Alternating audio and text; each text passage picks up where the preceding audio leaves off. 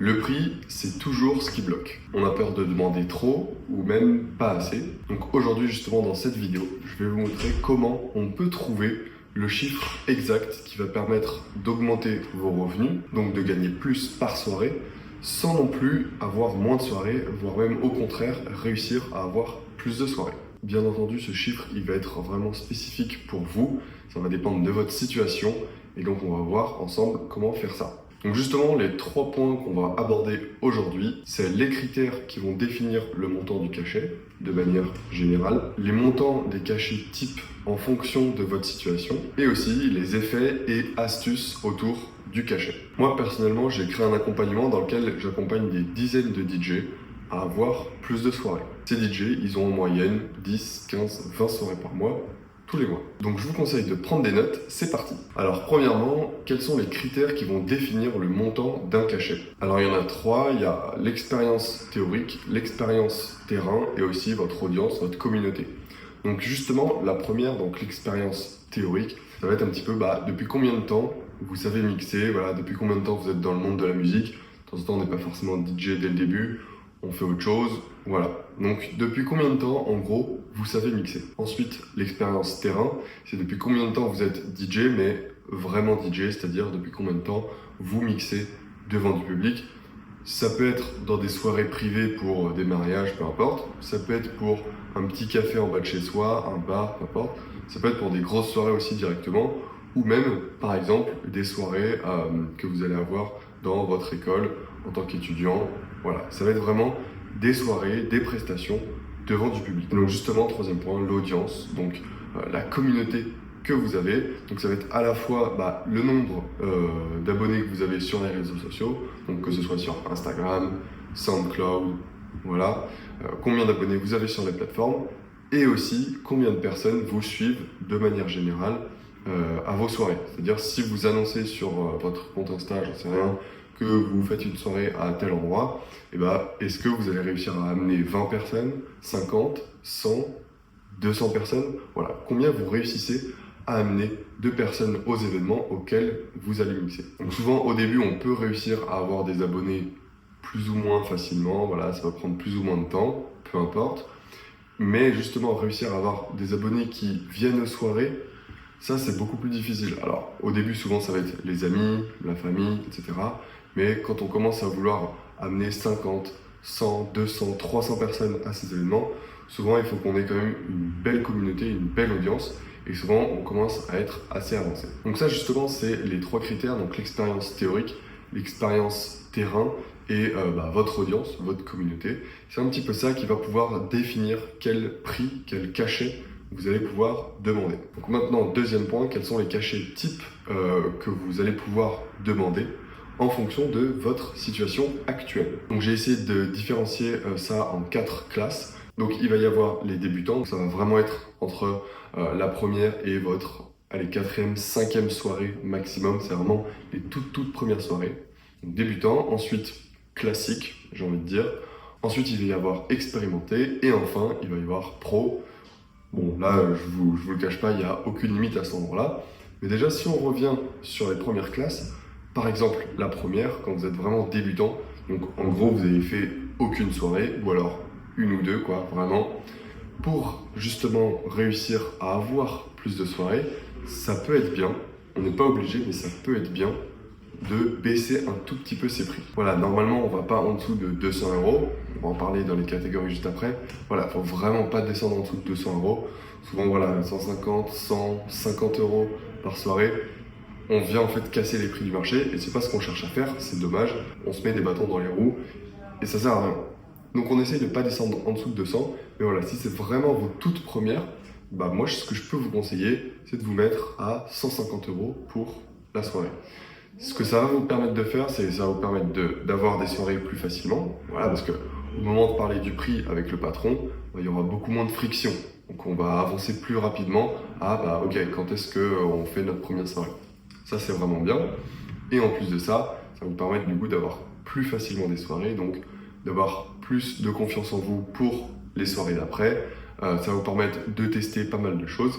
Donc, c'est plutôt bien, mais si on est vraiment débutant. En plus de ça, ça vous permettra de vous sentir plus légitime pour les autres soirées que vous allez pouvoir faire après. Et justement, ces autres soirées que vous allez pouvoir faire après, il ne faut pas les facturer à 100, 150, voire même 200. Il faut facturer ça un peu plus cher. Et on rentre dans la tranche classique. Donc ce que j'appelle cachet classique, c'est ce qui va se faire, je sais pas, 80% du temps. Ça va être 250 €, on va dire, par soirée. Donc en dessous de 4 heures de mix. Donc, par exemple, je sais pas, si vous mixez dans un bar de 20h à 2h, ça fait 4 heures de mix. Voilà, vous pouvez facturer ça 250 €. Si vous mixez dans une boîte de nuit, que vous faites un set de 1 heure, 1 heure et demie, 2 heures, jusqu'à 3 heures, on va dire, vous facturez ça le même prix, donc 250 €. Par contre, si vous commencez à faire des soirées qui durent plus longtemps, donc au-dessus de 4 heures, dans des boîtes de nuit, on peut appeler ça des all night long, peu importe. Moi, je vous conseille vraiment de commencer à facturer entre 300 et 400 €. Voilà, que ce soit dans un bar, que ce soit dans une boîte de nuit. Donc dans un bar, par exemple, de 18h à 2h du mat, ça fait une très grande fourchette.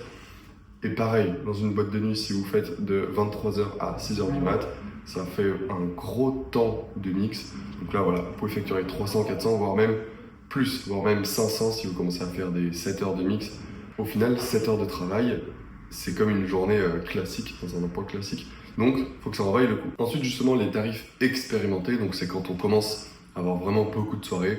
Justement, on a réussi à avoir plusieurs résidences, on mixe vraiment régulièrement, donc 2, 3, voire même 4 fois par semaine, toutes les semaines, très régulièrement, dans des tarifs classiques, donc 250, 300, 400 € par soirée. Et bien là, on va pouvoir commencer à passer dans la classe au-dessus, classe expérimentée, où justement, on va augmenter un petit peu ses prix. Donc souvent, on commence à passer à 400, 500 € par set.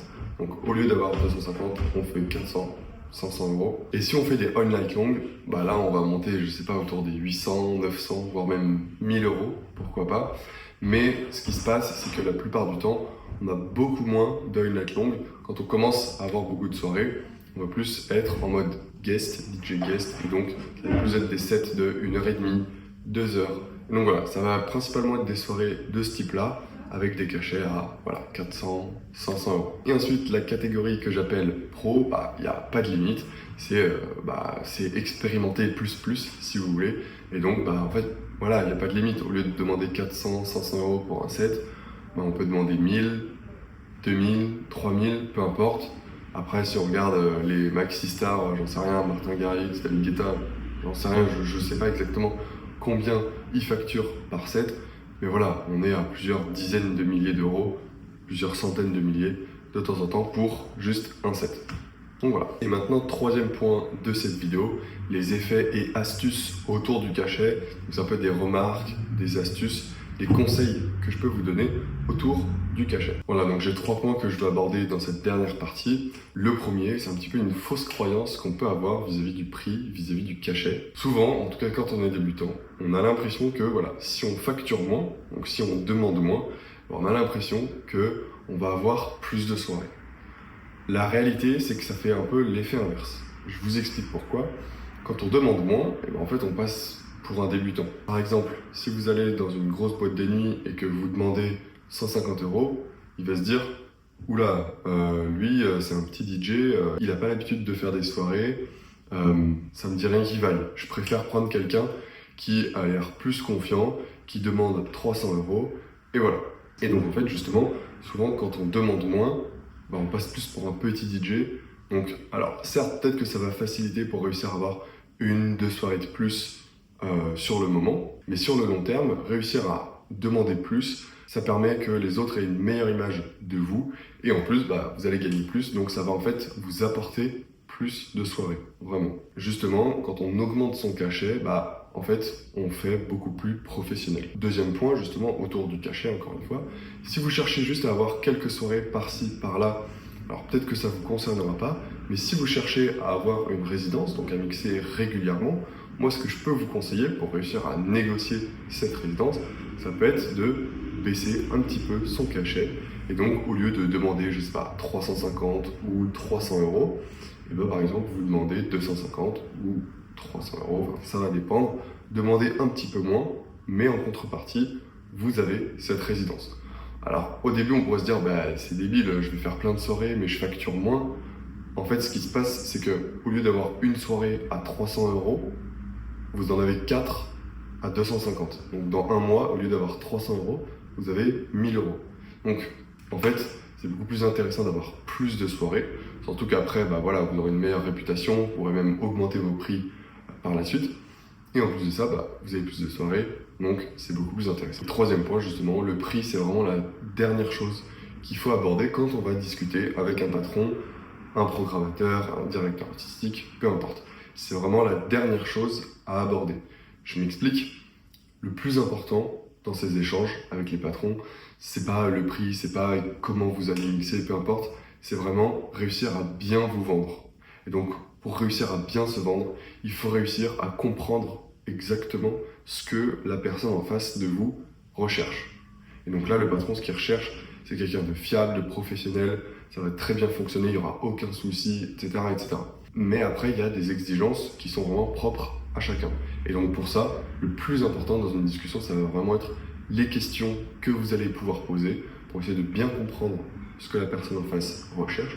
Et une fois que tout a été vu, que vous avez réussi à vous vendre de la meilleure façon possible, à la fin, à ce moment-là, on peut parler du prix. Et en fait, vu que vous se serez super bien vendu juste avant, bah, vous pouvez même demander 300 euros au lieu de 250, il s'en rendra même pas compte. Vous pouvez même demander 350 et après on négocie à 300. Bon, après voilà, il y a plein d'autres techniques de négociation, mais en tout cas, vraiment essayer d'aborder le prix en dernier. Bien entendu, voilà, il y a d'autres techniques de négociation, mais si c'est ce que vous cherchez à faire, si vous cherchez à augmenter vos cachets, réussir à avoir plus de soirées, moi ce que je vous conseille, c'est d'aller regarder la vidéo que j'ai faite à ce sujet-là, dont le lien est en description.